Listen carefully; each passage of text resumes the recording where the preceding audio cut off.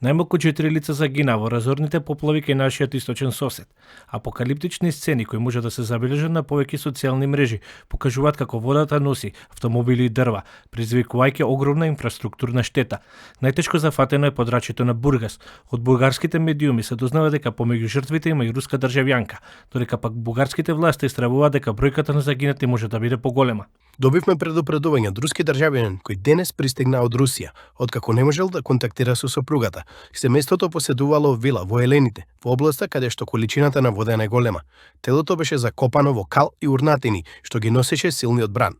Екипите на службата за противпожарна безбедност и заштита на населението, заедно со полицијата и жандармеријата, се распоредени низ погодените области за да обезбедат сигурност и помош на населението. Бугарските власти ги ставија во функција сите расположливи ресурси за справување со состојбата.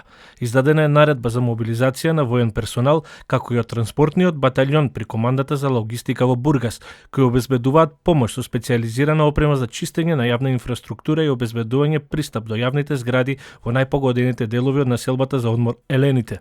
Инаку, преседателот на Бугарија, Румен Радев, денеска соопшти дека добил понуда за помош од Република Македонија по телефонски разговор со преседателката на државата Гордана Силјановска-Давкова.